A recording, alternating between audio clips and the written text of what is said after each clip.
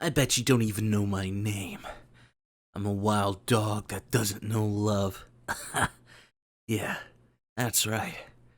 I'm a bad boy. Welcome back, everyone, to another episode of Animal Crossing. We're 2 days removed from that person saying that I'm amazing and I'm wonderful and I deserve more views. And I believe on the day that they commented that, I made a video talking about how much I love breast. Just big, fat, fucking milk jugs, fucking vitamin D, well-endowed breast.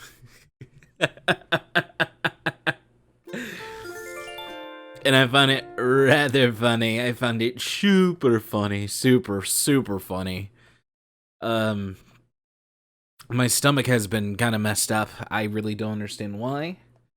No antacids is fixing it, so in turn, hopefully I'm just dying, right? Hopefully it's just stomach cancer. You know, like, why would you joke about that? It's just a joke. Don't worry about it. It's how I deal with things. Dude, did you remember when I was, like, addicted to Breath of the Wild? Oh my god, I was super addicted to Breath of the Wild, and now I am not. I've not turned back on that fucking game. I really did like it. One of the things that I didn't like, right, is obviously the durability bullshit. Everyone has their say-so about that.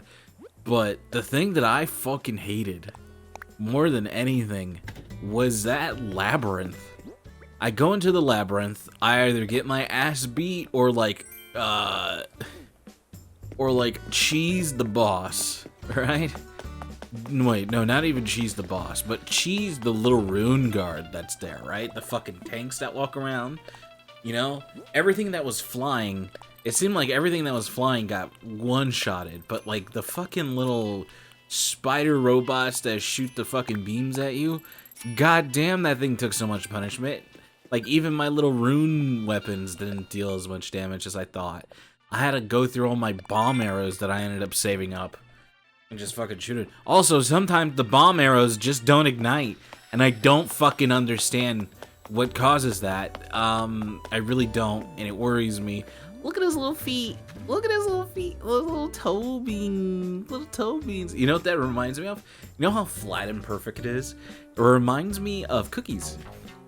Little, the drop cookies, I guess. No, they wouldn't be drop cookies. The what is it, knife cookies, I think they're called? But, you know, like the little Pillsbury Doughboy cookies. I got a couple naps in yesterday, so here I am, green. Now, you gotta remember, Growlf is, someone who's not, like, 100% mixed into my town. He's super new. Not loved. You know, I rarely ever talk to him because I'm just constantly talking about, you know, like, what was it, yesterday I was talking about Nazis and Dr. Seuss? And how I was like, you know, they should just repackage this.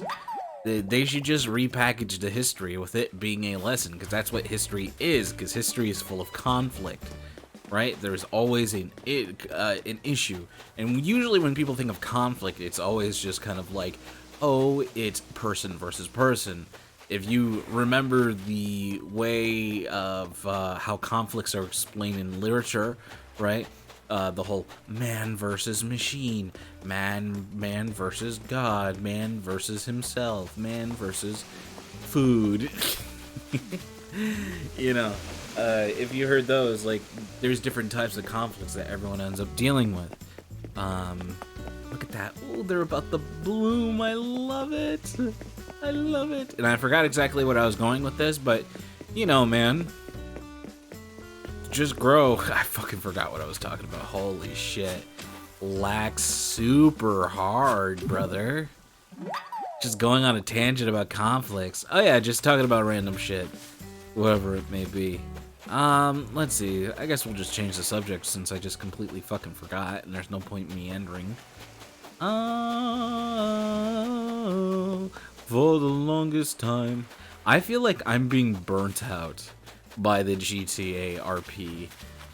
I think that's what's happening. I'm being burnt out by But I think I should take a break from it, from watching it, because all it's been currently, recently, is just arguing, and arguing for arguing's sake, and arguing. Like, it's really interesting, right?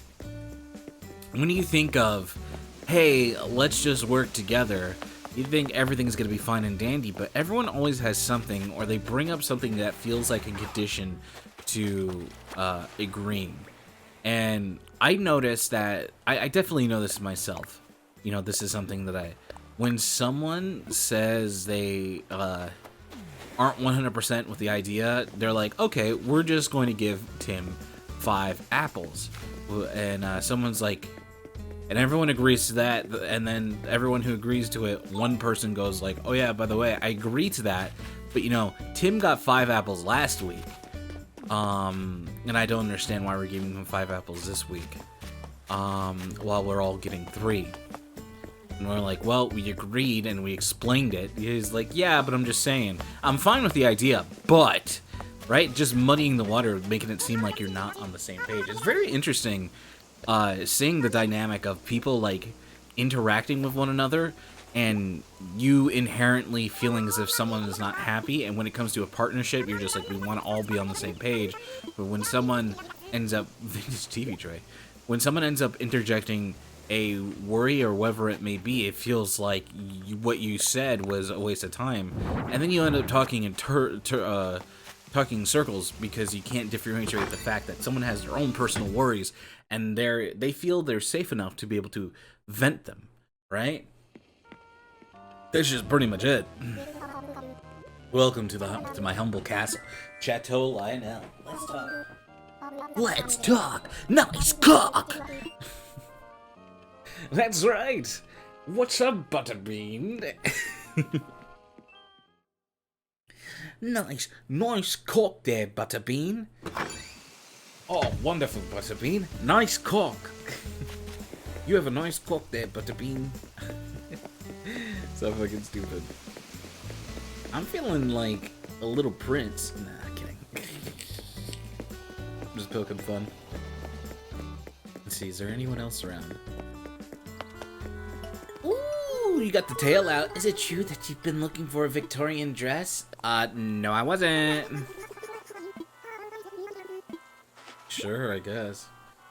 I'll go give this to someone. Who? I have no fucking idea. Next person I meet. Next person I meet. I guess since I'm already talking about role-playing, another way to explain, like, getting into role-play with people and playing, like, role-play these tabletop RPG games, you come to a consensus through the DM and the story and what's going to be happening, and you create, you pretty much cooperate a story together, right? With your own fake persona, and that's just pretty much it. I can't give everything to Rolf, so oh, CJ, if only. And you just build the story together, and that's just pretty much it. That's really like the layman's terms into it. I think yesterday's episode or 2 episodes ago, I talked about it pretty in depth about making a character, whatever it may be. But like I said, you know, there's so many variants within it. If you really just want to be like, if you want to play your WoW character, there's a way you could possibly fucking do it in 5th edition. You know, not 100%, but like, you know, they get a better idea. It's like, oh, I am the Ret Paladin now, right? That's who I am. And Ret Paladins, Retribution Paladins, this is what they believe in. And then you end up finding a god, and you're like, oh, the gods have dogmas in history. Like, alright, so my character knows this because I'm within the dogma. Time to, you know, shape that into interaction. How would your god dictate you deal with someone stealing bread? Are they a vengeful god? Are they not? Now, is there someone in your group who can interject and like maybe argue a point and not to do it and make you go against your god? Are you willing to go against your god? Or are you willing to turn into that? Like, you end up creating these story points that are like really, really interesting and really, really fun because you feel epic, right? The whole point of it is that you want to feel epic. You're creating these stories where you're like, you're the cool guy not looking at explosions. It's really wonderful, right? or you're like my D&D players who just want to follow the narrative that I ended up creating until it reaches the end, because they definitely aren't the ones that aren't creating their own story. I'm creating the story, they're reacting to it, their characters are hardly ever changing or hardly ever reacting to anything going on, because usually they just go like, wow, that's pretty cool. Right? And I've been trying to like get it out of them to probably do it a little bit better, but we'll end up seeing. I know one of my players ended up trying to do something with their character, and what they ended up doing, they ended up stalling the game for about 2 hours and left and didn't want to talk to anyone in game. Like, it was fucking weird.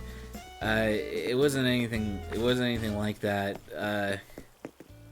And they want like oddly specific things to be able to they wanted oddly specific questions to be able to get things going, even though they didn't know it. Okay, let's see here. Yes, I want to sell. Yes. And I was very confused. I've not seen any of my boys around. What the fuck? I seen Freya, but that's about it. Everyone asleep? Like, what the fuck? I'm sleeping. Everyone is sleeping. Fuck. Oh, we're giving this to someone then. I'm gonna go put it in the middle of the thing. Someone's getting a Victorian dress, whether they like it or not. That's right, because when it comes to eating cum, oh my god, I'm beautiful. What the fuck? Holy shit. It's a nice ass dress. Big. Yeah, you're all cock, but no cum. Boo. Boo boo boo boo boo boo boo. Boo boo.